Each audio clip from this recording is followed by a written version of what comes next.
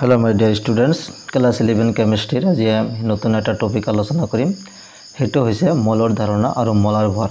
already ইয়াৰ আগলৈকে আলোচনা কৰিছো তোমালোকে যদি সোৱা নাই চাই লবা নহলে ইয়াতে বুজতে প্ৰবলেম হ'ব আজি সোৱা এটা ইম্পৰ্টেন্ট টপিক হেতু হৈছে মলৰ ধাৰণা আৰু মলাৰ ভৰ মল কনসেপ্ট এন্ড মলাৰ মাস হেতু আমি অলপ আলোচনা কৰিম ইয়াতে মল মানে কি বা মলাৰ ভৰ মানে কি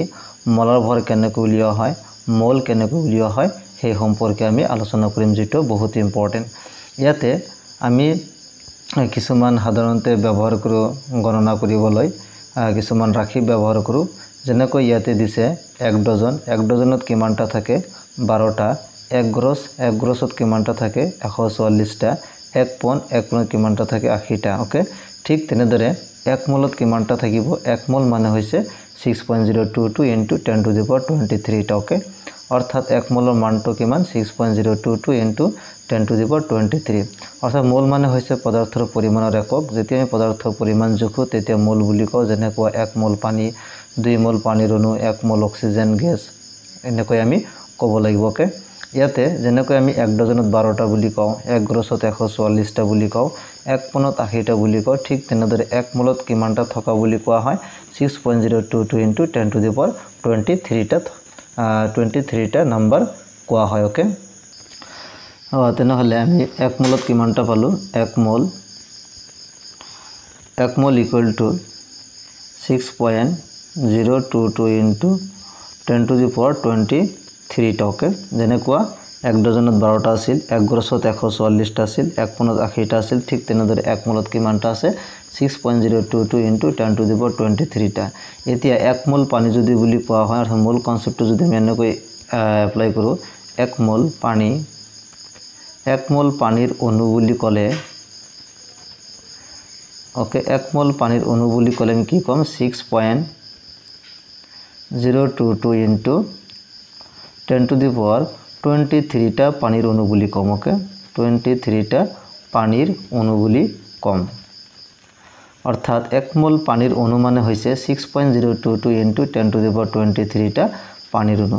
অৰ্থাৎ 1 মোল পানীত কিমানটা পানীৰ অণু থাকিব 6.022 into 10 to the power 23 টা পানীৰ অণু থাকিব ওকে আকৌ যদি আমি 1 মোল হাইড্ৰোজেন পৰমাণু বুলি যদি কও অৰ্থাৎ 1 মোল হাইড্ৰোজেন পৰমাণু মানে হল 6.022 into 10 to the power 23 টা হাইড্ৰোজেন পৰমাণু ওকে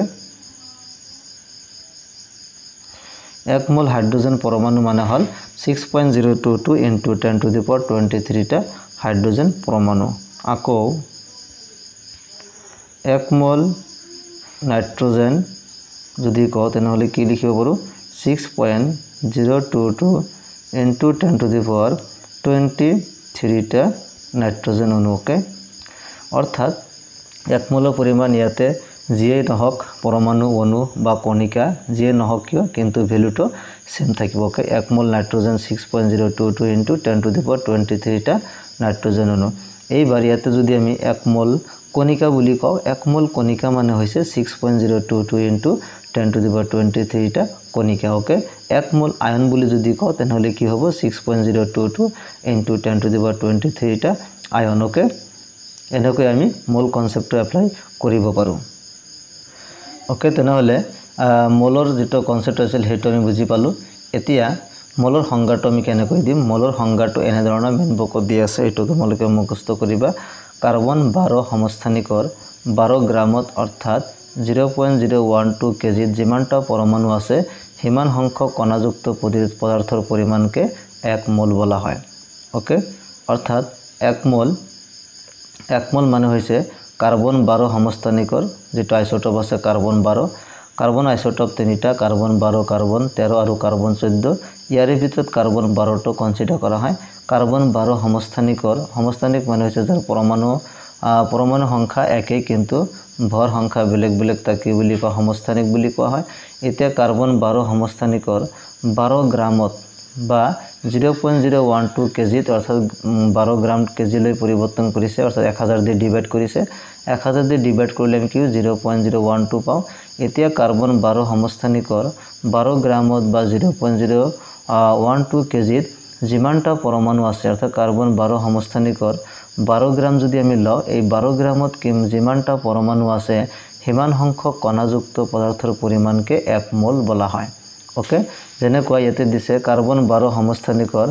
12 গ্ৰামত কিমানটা পৰমাণু আছে জানিবলৈ এটা কাৰ্বন ভৰ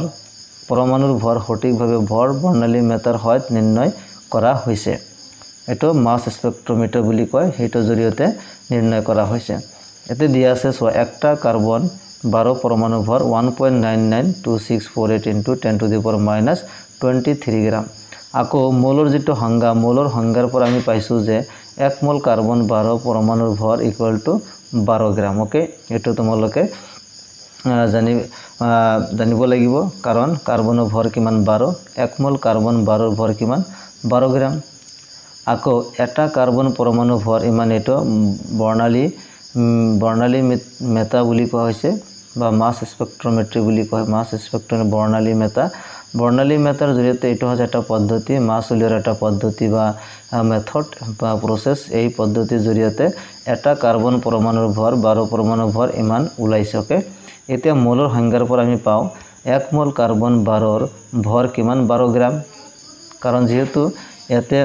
লিখা আছিল 12 গ্ৰামত কাৰ্বন 12 সমস্থানিকৰ 12 গ্ৰামত হতে কাৰ্বন 12 পৰমাণুৰ ভৰ কিমান 12 গ্ৰাম এতিয়া 1 মোল কাৰ্বন 12 পৰমাণুৰ ভৰ যদি 12 গ্ৰাম হয় এটা আমি উলটাই যদি লিখো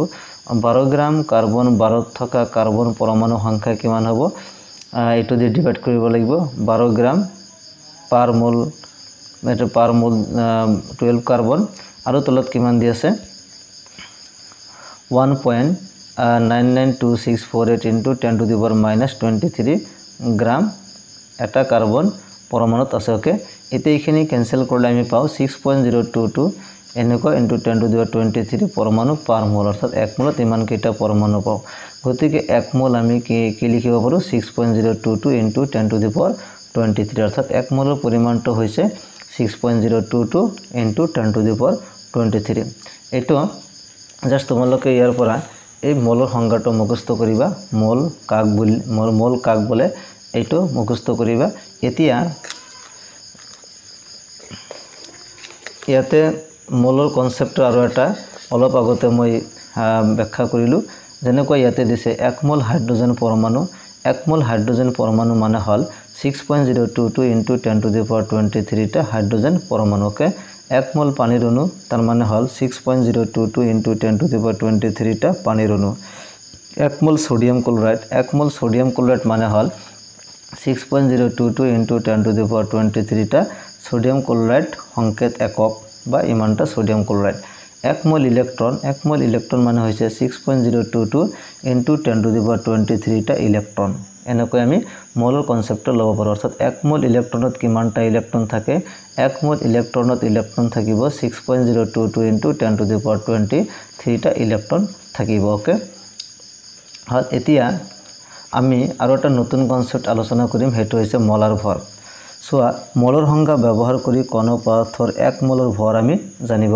পৰা যায় অৰ্থাৎ মোলৰ যেটো কনসেপ্ট আছে হে মোলৰ সংজ্ঞা বা ডেফিনিশন যেটো অলপ আগতে পঢ়িলো এই মোলৰ সংজ্ঞাৰ পৰা আমি কোনো এটা পদাৰ্থৰ 1 মোলৰ ভৰ কিমান হেতু আমি জানিব পাৰো কোনো এক পদাৰ্থৰ 1 মোলৰ ভৰকে কি বুলি কয় মোলাৰ ভৰ বুলি কয় মোস্ট ইম্পৰ্টেন্ট এটো মুখস্থ কৰিবা কোনো এটা পদাৰ্থৰ 1 মোলৰ ভৰকে কি বুলি কয় মোলাৰ ভৰ বা মোলাৰ মাস বুলি কোৱা হয় আৰু মোলাৰ ভৰ সাধাৰণতে গ্ৰাম পাৰ মোল এককত প্ৰকাশ কৰা হয় মোলাৰ ভৰ একক কি গ্ৰাম পাৰ মোল তেনেহলে মোলাৰ ভৰ 1 মোল পদাৰ্থৰ পৰিমাণৰ 1 মোল পদাৰ্থৰ ভৰকে কি বুলি কয় মোলাৰ ভৰটো মোলৰ পৰা আহিছে 1 মোল পদাৰ্থ যে আছে 1 মোল এটা পদাৰ্থ যদি আমি 1 মোল লও সেই 1 মোল পদাৰ্থৰ যিখিনি ভৰ সেই ভৰখিনিকে কি বুলি কোৱা হয় মোলাৰ ভৰ বা মোলাৰ মাস বুলি কোৱা হয় আৰু মোলাৰ ভৰ একক কি গ্ৰাম পাৰ মোলকে সোয়া তেনেহলে ইয়াতে আমি পালো মোলাৰ ভৰ আৰু মোলাৰ ভৰৰ এককটো হৈছে মোলাৰ ভৰটো বহুত ইম্পৰ্টেন্ট টপিক হয় মোলাৰ ভৰটো আমি কেনেকৈ ক্যালকুলেট কৰিব পাৰো হেতু আমি আলোচনা কৰিম সো মোলাৰ ভৰ এৰ এককটো হৈছে আমাৰ গ্ৰাম পাৰ মোল ওকে গ্ৰাম পাৰ মোল এতে গ্ৰাম পাৰ মোলক আমি কি লিখিব পাৰো 1 লিখিব পাৰো ওপৰত 1 গ্ৰাম আৰু তলত কি 1 মোল ওকে 1 মোল এনে কৈ লিখিব পাৰো অৰ্থাৎ 1 মোলত 1 গ্ৰাম হেতু কি 1 গ্ৰাম পাৰ মোল বা 1 মোলত কিমানখিনি পদাৰ্থৰ ভৰ আছে পদাৰ্থৰ ভৰ কিমান হেতু কি গ্ৰাম পাৰ মোল কয় অৰ্থাৎ 1 মোলত কিমানখিনি পদাৰ্থ আছে অৰ্থাৎ কিমানখিনি ওজনৰ বা ভৰৰ পদাৰ্থ আছে তাক কি বুলি কোৱা হয় গ্ৰাম পাৰ মোল বুলি কয় গ্ৰাম পাৰ মোল 1 মোলত কিমান গ্ৰাম হেতু বুজোৱা হৈছে ওকে যেনেকুৱা মিটাৰ পাৰ সেকেন্ড যদি কয় মিটাৰ পাৰ সেকেন্ড 1 সেকেন্ডত কিমান মিটাৰ বা কিলোমিটাৰ পাৰ আৱাৰ 1 ঘণ্টাত কিমান কিলোমিটাৰ ঠিক তেনেকৈ গ্রাম পার মোল মানে হল 1 মোলত কিমান গ্রাম আছে হেতু বুজাবলৈ আমি গ্রাম পার মোল এককটো ব্যৱহাৰ কৰো আৰু 1 মোলত কিমানখিনি গ্ৰাম আছে হেতু কি বুলি কোৱা হয় মলাৰ ভৰ বুলি কোৱা হয় অৰ্থাৎ মলাৰ ভৰ এককটো কি গ্ৰাম পাৰ মোল ওকে এতিয়া কোনো এটা পদাৰ্থৰ মলাৰ ভৰ কেনেকৈ উলিয়াব লাগে হেতু আমি আলোচনা কৰিম যেনেকুৱা মিথেন লোৱা হৈছে যেনেকুৱা CH4 অলৰেডি আণবিক ভৰ আৰু পাৰমাণবিক ভৰ কেনেকৈ উলিওৱা হয় আমি আলোচনা কৰিছো তাৰ লগতে একেই জাস্ট ইয়াতে মলাৰ ভৰ এককটো চেঞ্জ হ'বকে এটা মিথেনৰ মলাৰ ভৰ যদি উলিয়াব লগা হয় কাৰ্বনেতে কেইটা আছে এটা আৰু কাৰ্বনৰ ভৰ কিমান 12 এটো আমি আগতে আলোচনা কৰিছো আৰু তোমালোকে 1 পৰা 20 লৈকে মুখস্থ কৰিবা 20 পিছৰ যিবোৰ মৌল আছে তাৰ ভৰবিলাক কোৱেশ্চন দিয়া থাকিব একো প্ৰবলেম নাই কিন্তু 1 পৰা 20 লৈকে তোমালোকে মুখস্থ কৰাটো বেছি প্ৰয়োজন সো মিথেন 1 * 12 হাইড্ৰোজেন কেইটা আছে 4টা 4 * 1 ওকে সো এতে কি আহিব গ্রাম পার মোল আহিব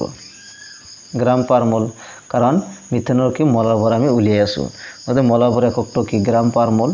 আগত আণবিক ভৰত কি লিখিছিল ইউ লিখিছিল ইউনিফাইড মাস বা একত্ৰিত ভৰ আৰু মলাৰ ভৰ থাকিলে জাস্ট এককটো কি হ'ব গ্রাম পার মোল ওকে সো 1 * 12 কিমান আহিব 12 প্লাস 4 এতে কিমান আছে 4 4 * 1 কিমান আহিব 4 ওকে সো গ্রাম পার মোল এতিয়া 12 আৰু 4 যোগ কৰিলে কিমান হয় 16 সো 16 গ্ৰাম পাৰ মোল সো মিথেনৰ মলাৰ ভৰ কিমান 16 গ্ৰাম পাৰ মোল এনেকৈ মলাৰ ভৰ উলিওৱা হয় আৰু এটা চাও যেনেকুৱা পানীৰ ফৰ্মুলাটো হৈছে H2O মলাৰ ভৰ উলিয়াব লাগে সো হাইড্ৰোজেন কেইটা আছে দুটা 2 * 1 প্লাস অক্সিজেন কেইটা আছে এটা অক্সিজেনৰ ভৰ কিমান 16 সো 2 * 1 * 1 * 16 গ্রাম পার মোল ওকে সো 2 * 1 সো 2 + 1 * 16 16 গ্রাম পার মোল অর্থাৎ মলাৰ ভৰ এককটো কি গ্ৰাম পাৰ মোল এতিয়া 2 আৰু 16 যোগ কৰিলে কিমান হয় 18 গ্ৰাম পাৰ মোল 18 গ্ৰাম পাৰ মোল অৰ্থাৎ পানীৰ মলাৰ ভৰ 18 গ্ৰাম পাৰ মোল এতিয়া পানীৰ মলাৰ ভৰ 18 গ্রাম পার মোলে কি বুজাইছে 1 মোল পানীত কিমান গ্রাম পানী আছে 18 গ্রাম পানী আছে এটো মনত ৰাখিব লাগিব 1 মোল মিথেনত কিমান গ্ৰাম মিথেন আছে 16 গ্ৰাম মিথেন আছে অৰ্থাৎ 1 মোলটো তাৰ মলাৰ ভৰৰ সমান হয় সেই কাৰণে মিথেনটো 16 গ্ৰাম পাৰ মোল পানীটো 18 গ্ৰাম পাৰ মোল অতএব এনেকৈ মলাৰ ভৰ উলিওৱা হয় পৰৱৰ্তী ভিডিঅটোত মলাৰ ভৰ আৰু কিছুমান যৌগৰ মলাৰ ভৰ উলিওৱা কেনে উলিয়াব লাগে হেতু আমি আলোচনা কৰিম